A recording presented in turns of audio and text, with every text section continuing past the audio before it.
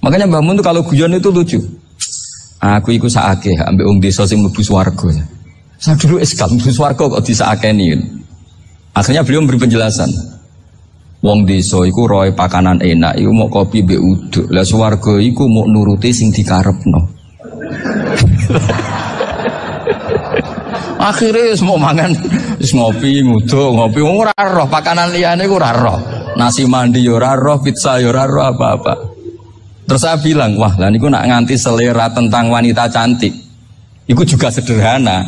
Rondo pesek ya wis cantik, rondo ireng ya wis. Apa bidadarinya seperti itu karena saking enggak pengalamannya. Jadi surga itu kan nuruti apa yang diinginkan. Kira-kira keinginan orang kampung kalau di surga itu apa coba? Makanan apa coba? Ya nak senengnya ketemel gemblong gitu. Artinya malaikat lebih suka nangani surganya orang-orang kampung timbang Pak Rektor. Ini sudah ribet ini. Makanan apa saja sudah harus dicoba ya. Terus kalau di mall tahu orang macam-macam, seleranya macam-macam pasti itu. Enak mana kalau sampai jadi malaikat pelayan surga? Suka ngelayani orang kampung apa yang orang kota? Orang kampung kan? Jadi banyak orang yang poligami. Kalau ditanya alasannya gitu, istri satu ya cerewet, dua ya cerewet, mendingan 4 katanya. Ya banyak ya gitu.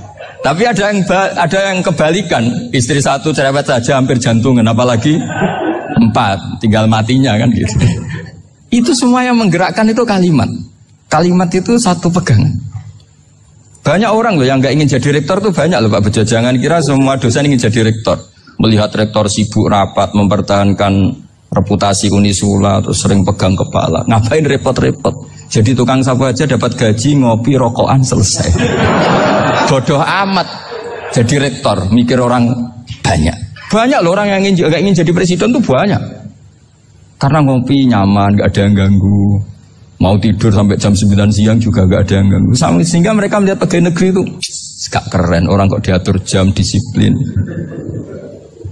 Itu memang cara Allah membagi rahmat. Mau kamu apakan coba? Cara syukurnya dia seperti itu. Bapak saya dulu tuh sering ngajarin saya, diajak jalan-jalan pagi-pagi. Melihat orang ngopi, makan uduk itu bapak seneng. Kok enak jadi wong awam. Ngene esuk-esuk nyemak bocah kesel kabeh kono enak ngopi rokokan. Bapak kadang iri sama orang awam itu iri. Sudah gitu berharap masuk surga kan enak sudah gitu. Tahu-tahu mati, tidak tahu ke surga apa ke neraka ya tidak tahu. Jadi nah, orang dulu itu orang yang bisa mensederhanakan dunia. Sehingga ya sudah cara bahagia. Makanya saya alhamdulillah saya ini kerjasama sama UII sama beberapa kampus. Memang amdan itu sengaja. Kampus itu ya punya sistem yang nggak bisa mewakili sistem kiai. Kiai juga punya sistem yang nggak terwakili oleh kampus juga sebaliknya saling melengkapi. Saya sering ketemu rektor UII, rektor kampus-kampus Islam. Mereka cerita, Gus pendidikan pondok harusnya dimodernkan gini-gini. Saya bilang, kalau pondok modern kayak kampus itu nanti saya ketemu Allah tidak bisa jawab. Kenapa Gus? Saya beri contoh gini. Kalau misalnya perempuan perawan lah atau apa saja namanya perempuan, mau tanya tentang menstruasi atau haid. Kalau semuanya sistem kampus, dia harus kuliah dulu.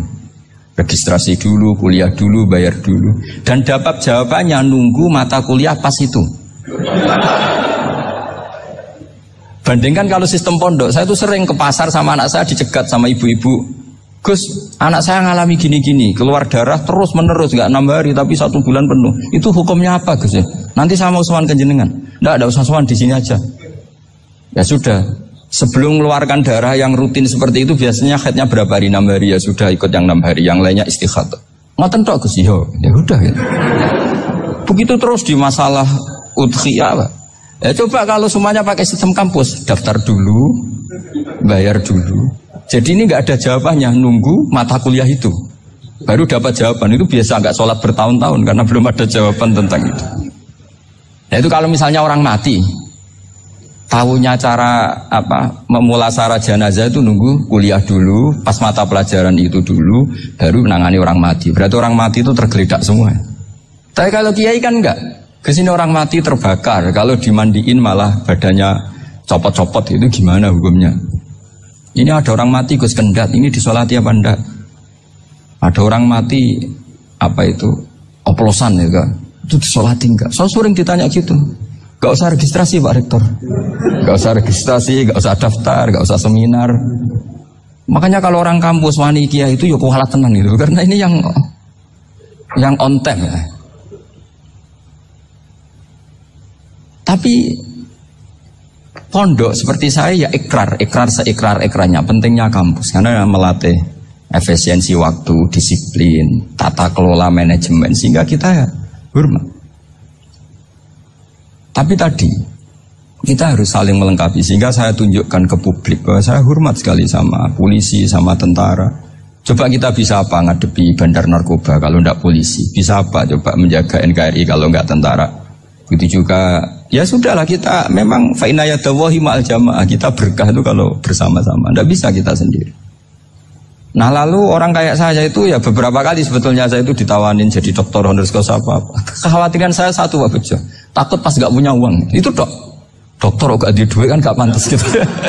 Jadi repot gitu, daripada beban lah sudah lah gak usah dokter. Jadi kalau gak punya uang ya pantas, terus kalau ngebis ya pantas. Suatu saat kalau mati gak ada yang hadir ya pantas, enggak dokter gitu. Kalau sudah dokter kok masuk neraka, kayaknya apalagi rektor kampus Islam kok masuk neraka itu kan kok kayak agak pas itu. Misalnya rektor Unisiola ditanya mungkar nakir nggak bisa kan kayak gimana gitu. Makanya harus sering ngaji saya supaya agak malu di depan mungkar nakir. Masa rektor ditanya mungkar nakir nggak bisa. Harus berani bentak. Ini saya rektor loh Pak mungkar nakir. Masa kalau wali-wali dulu berani. Masyhur di cerita wali-wali ditanya marabbuka manabuka. Saya ini guru tauhid. Kok kamu tanya marabbuka manabuka yang ngotok? Kamu tidak pernah ngaji enak aja tanya. Jadi wali-wali itu ya rileks ngadepi mungkin. Saya akan rileks wali di Bang Pak Rektor. Saya yakin itu. Karena wali itu lebih dekat Allah. Sehingga orang dulu itu saya ulang lagi ya. Ada satu kearifan namanya hidup itu apa? Hidup itu adalah cari sebanyak mungkin supaya hidup itu tidak tergantung pada banyak hal. Sehingga misalnya cara berpikir orang-orang modern itu sebenarnya banyak orang-orang ilmuwannya nggak ngagumi Amerika. Bukan karena angkuh ndak. Untuk mempertahankan kebesaran negara sebesar itu, kebutuhan listriknya besar, kebutuhan tentaranya besar, kebutuhan apa? Sementara negara kayak Venezuela atau Swiss kebutuhannya ada banyak. Pertanyaannya, yang tergantung dengan banyak hal sama yang tidak tergantung banyak hal itu pinter mana? Kalau dibalik pertanyaannya gitu, negara-negara maju itu tidak keren kalau dibalik pertanyaannya. Orang yang untuk mempertahankan eksistensinya banyak, butuh banyak hal dengan yang tidak butuh banyak hal itu pinter mana? Orang yang bahagianya nunggu jadi dokter, nunggu jadi kiai besar, kiai viral, dengan orang yang bahagia cukup dengan ngopi itu pinter mana? Tapi kalau dibalik pertanyaannya, orang yang taunya nikmat hanya kopi dengan nikmat yang banyak, pinter mana? Makanya Mbah Mun itu kalau guyon itu lucu. Aku ikut saake, ambil wong desa sing mlebu swarga. Saya dulu eskal mlebu swarga kok disakeni. Akhirnya beliau memberi penjelasan. Wong desa iku roe pakanan enak, iku mau kopi mbek uduk. Lah swarga iku mau nuruti sing dikarepno.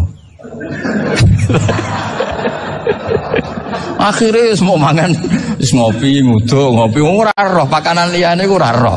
Nasi mandi yo ora roh, pizza yo ora roh apa-apa. Terus saya bilang, wah lah niku nak nganti selera tentang wanita cantik. Iku juga sederhana. Rondo pesek ya wis cantik, rondo ireng ya wis. Apa bidadarinya seperti itu karena saking enggak pengalamannya. Jadi surga itu kan nuruti apa yang diinginkan. Kira-kira keinginan orang kampung kalau di surga itu apa coba? Makanan apa coba? Ya, nak senangnya ketemel gemblong itu. Nah, artinya malaikat lebih suka nangani surganya orang-orang kampung di Bang Pak Rektor. Ini sudah ribet ini. Makanan apa saja sudah dicoba. Terus kalau di mall tahu orang macam-macam, seleranya macam-macam pasti. Enak mana kalau sampai jadi malaikat pelayan surga? Suka ngelayani orang kampung apa yang orang kota? Orang kampung kan. Jadi ya itu guyon ya, guyon tapi itu menjadi pikiran kita bahwa orang yang banyak kebutuhan itu sebetulnya banyak kebodohannya karena menggantungkan kebahagiaannya dengan banyak hal. Makanya Imam Syafi'i ngendikan istighna itu apa? Al-istighna anis sya'labi. Yang dikatakan kecukupan adalah berusaha sebanyak mungkin banyak hal tidak kamu butuhkan. Bukan memenuhi semua kebutuhan kamu. Karena nafsu kamu ini tidak ada batasnya gitu. Kalau kamu penuhin nggak akan selesai. Itu ada perempuan yang kurang cantik itu minta doa saya, Gus doain suami saya kaya. Terus tak guyonin, terus nggak minta. Kalau suami kamu kaya, yang pertama dirubah itu apa? Rumah supaya rumah saya bagus. Kedua apa? Mobil supaya mobil saya bagus. Nanti yang dievaluasi itu kamu. Mobil bagus, Alphard, rumah mewah, istrinya kamu. Pasti itu dievaluasi. Langsung nggak usah sudah gini aja kan. Jadi pertama yang dievaluasi itu kaya itu, coba kalau suami kaya itu yang dievaluasi pertama rumah ya, rumah ganti. Setelah itu apa? Mobil. Kira-kira berikutnya akhirnya sudah nggak jadi. Nabi Ibrahim itu pernah minta umur panjang, keren umur panjang. Sama Allah nggak dijawab. Datang orang tua gitu mertamu ke Nabi Ibrahim, terus disuguhi dikasih kurma. Apa itu? Kok kurma apa? Anggur yang sudah matang sekali, sudah dimakan. Setelah dimakan meler keluar lagi, dimakan lagi meler lagi. Terus Nabi Ibrahim masuk lagi ke kamar. Ya Allah, doanya tak cancel. Nanti kalau saya tua kayak itu. Jadi Allah itu gak jawab langsung tapi ngirimkan itu. Akhirnya ya Allah gak jadi. Nanti takut itu. Saya pernah ngalami jadi kiai tadi, ada ibu-ibu ya gak pati cantik lah. Suaminya tuh miskin sekali. Minta doa saya supaya kaya. Bareng tak kasih pertimbangan itu udah gak usah gak jadi itu. Jadi itu kearifan. Tapi kearifan ini harus kita tanamkan. Saya nggak bisa membayangkan Indonesia yang besar ini, andai kan tidak ada qanaah, nerimo ing pantum. Coba sekarang ada Covid. Andai kan Indonesia itu kayak Perancis. Saya beberapa kali punya tamu orang yang hidup lama di Perancis, bahkan dapat istri orang Perancis. Itu dulu nggak begitu mencintai Indonesia. Tapi setelah di Perancis 2 tahun, wah Indonesia hebat. Di Perancis itu kata dia kalau cerita, semua kebutuhan masyarakat itu dibebankan ke negara. Apa saja minta negara, apa saja nyoal negara. Sementara Indonesia, coba kalau Indonesia mengalami seperti ini kok tidak ada qanaah rimo ing pantum, bisa kios Indonesia. Orang miskin nyalahkan negara, kelaparan nyalahkan negara, apa saja. Tapi barokahnya dididik kiai jogeman nyalahno wong liya.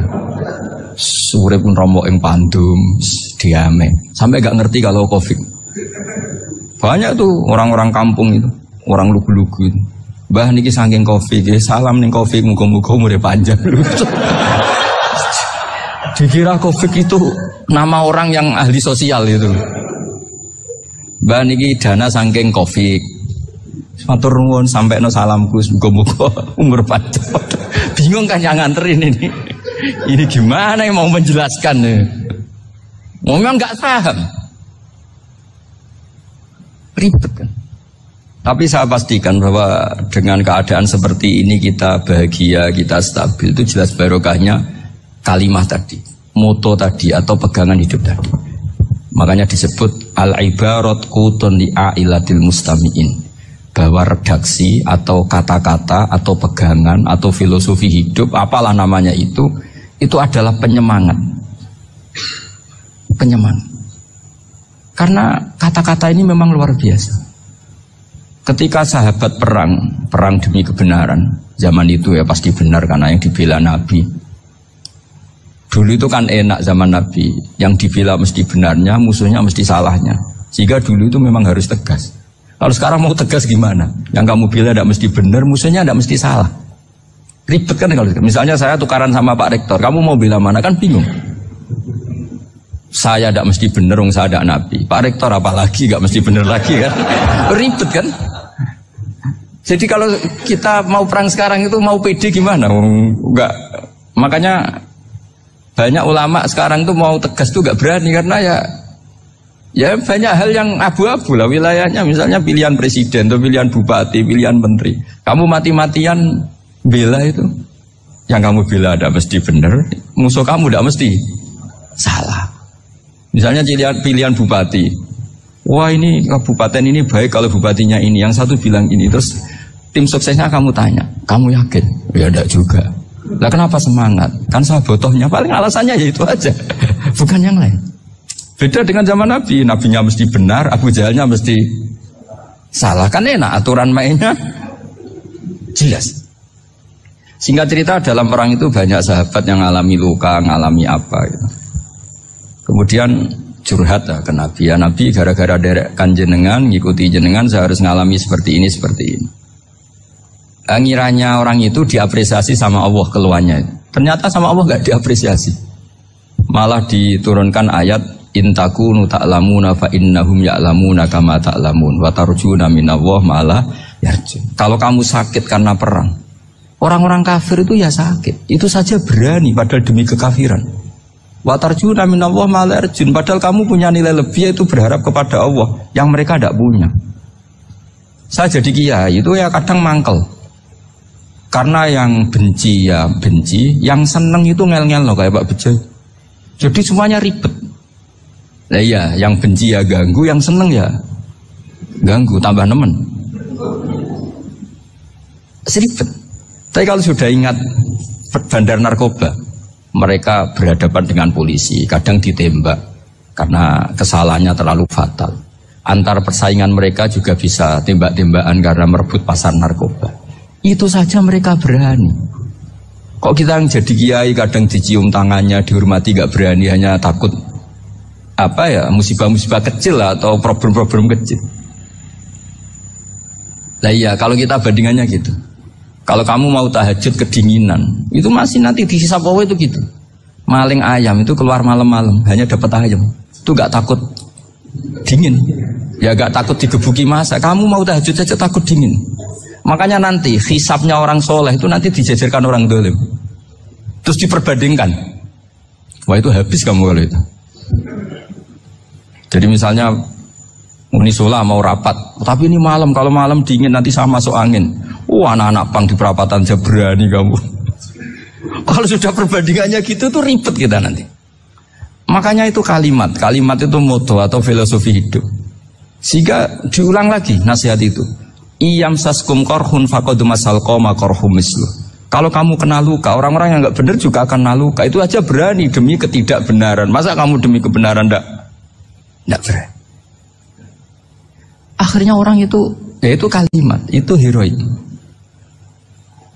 Makanya kita ini penting ya. Makanya tadi himne Unisula dimulai kalimat thayyibah.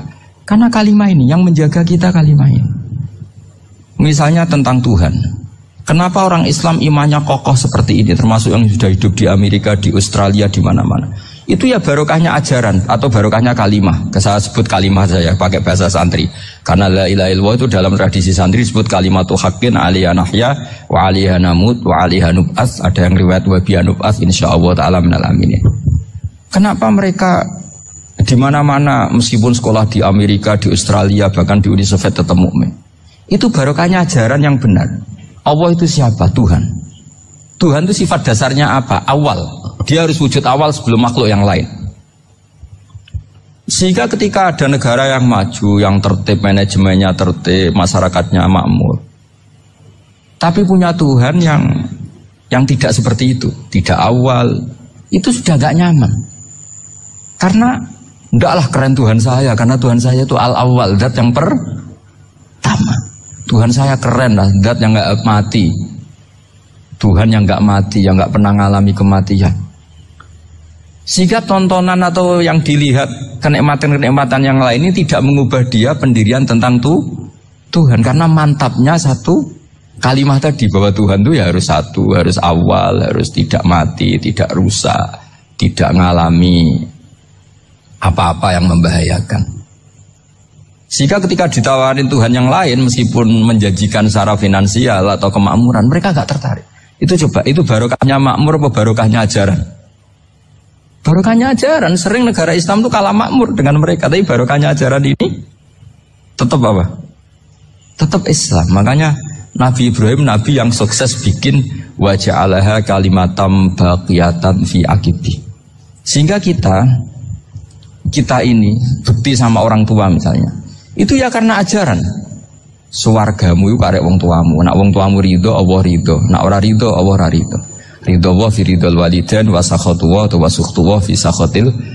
Sehingga ketika ada orang tua yang agak brengsek gitu, anak-anak tetap hormat. Punya orang tua yang miskin, yang sudah miskin, tukang tombok nomor, banyak kan di kampung gitu. Ya tetap hormat. Coba kalau dari awal kita ngajari orang tua kamu hormati ya, kalau baik, kalau tidak usah. Bisa geger Indonesia. Tapi barokahnya ajaran-ajaran itu Indonesia tertib karena ada ajaran. Nah ini di sini pesantren dan Unisula semua harus berkontribusi membuat ajaran yang benar itu adalah ciri utama Islam. Sehingga Islam ini dimulai dengan ajaran kalimatu haqqin alaiha nahya wa alaiha namut. Sehingga kita tenang seperti ini. Saya ini termasuk kiai yang tenang. Meskipun kata orang banyak saya ini kiai besar, tapi termasuk kiai yang paling tenang. Termasuk yang paling tenang. Karena saya ini pakai mazhab orang-orang hebat. Saya berkali-kali cerita, orang kayak Imam Syafi'i itu orang yang luar biasa. Saya berkali-kali cerita, orang yang tadi nyium tangan kamu ya Imam Syafi'i, di belakang tuh ngerasani kamu, menghujat kamu. Jawabannya enak saja. Berarti saya alhamdulillah orang yang wibawa. Buktinya di depan saya nggak berani. Jadi enteng saja. Diceritain sebagian kampung, sebagian separuh dari warga kamu itu nggak suka kamu. Ya bagus lah nggak suka saya, nggak akan utang duit saya. Di mana-mana orang utang tuh karena teman dekat. Kalau nggak seneng pasti minimal nggak utang, nggak pinjam mobil, nggak pinjam apa. Berkah mana yang seneng sama yang gede? Jadi dianggap enteng saja. Semua yang dialamin dianggap enteng saja. Misalnya punya istri pemarah, ya bagus lah marahin suami. Kalau marahin tonggo malah ribet. Jadi kamu harus terima kasih kalau dimarahin istri. Bagus lah marahin saya mah, kalau marahin tonggo ribet. Jadi enteng saja. Tapi kita sekarang itu karena nafsu ya, sehingga menghadapi hidup ini ribet. Ulama dulu kalau mau mati itu senengnya bukan main. Sudah lama saya ini ingin gak maksiat. Kayaknya gak maksiat paling efektif itu mati. Ya tidak apa-apa Gusti, kalau sebaiknya mati ya mati aja. Enteng saja. Jadi melihat kematian itu akhir dari segala keburukan atau potensi keburukan. Apapun baik kita sekarang, suatu saat mungkin kita gak baik. Yang bisa menghentikan ketidakbaikan atau potensi ketidakbaikan itu apa coba? Mati kan? Berarti mati itu mengerikan apa menyenangkan? Mesti kamu tidak berani menjawab. Meskipun secara ilmu kamu berani, tapi secara rasa agak berani kan? Saya ulang lagi ya. Yang bisa menghentikan keburukan atau potensi keburukan itu apa coba? Apa? Kematian. Berarti kematian itu menyenangkan atau menyusahkan? Apapun kamu tidak berani jawab karena kamu agak-agak duniawi itu kelihatannya. Tapi secara ilmu, kamu tahu kan kalau mati itu tidak buruk-buruk banget. Karena apa? Itu akhir dari segala keburukan. Sehingga Nabi ngajarkan kalimat itu begitu luar biasa. Allahumma ahyini makanatil hayatu khairan li wa tawaffani makanatil wafatu khairan li. Nabi melihat dunia itu begitu indah. Ya Allah, kalau saya ini hidup, anggap saja hidup ini ziyadatan li fi kulli khairin, menjadi modal saya menambah segala kebaikan. Jika suatu saat saya mati, anggap mawon rohatan li min kulli syarrin, itu akhir dari segala keburukan saya. Sehingga mati hidup ya baik karena di situ kita bisa berkontribusi, beramal soleh. Mati juga baik karena mengakhiri segala keburukan. Nabi nate ngendikan lagi, ajaban li amril mu'mini inna amrahu kullahu khair. Orang mukmin itu mengagumkan, semuanya baik. In asobathu na'ma syakara fakana khairan lah. Kalau baru dapat nikmat, dia syukur, maka itu baik. Wa in asobatu dharra sabara. Kalau dapat masalah mereka sabar, itu juga baik. Jika orang mukmin dua sisinya pasti baik. Itu juga kalimat, maksudnya moto atau pegangan hidup. Nah berikut ini saya beri contoh, ini kenangan saya, ini contoh terakhir. Masalah jadi orang terkenal maupun tidak. Di sini dicontohkan Imam Ghazali di halaman 367 di kitab saya 367, juznya 3 di kitab Ihya Ulumuddin. Di sini beliau cerita betapa untuk menjaga ikhlas sebaiknya orang itu tidak terkenal, tidak syuhrah, tidak terkenal. Oke, itu kita sepakat ya, karena kalau terkenal mungkin orang dipaksa publik dengan tanda kutip untuk selalu berbuat baik, tapi karena jaim lah, jaga image atau apa. Tapi ketika dibalik pertanyaannya, kamu rela yang terkenal itu orang nggak benar, sementara yang orang benar itu nggak terkenal.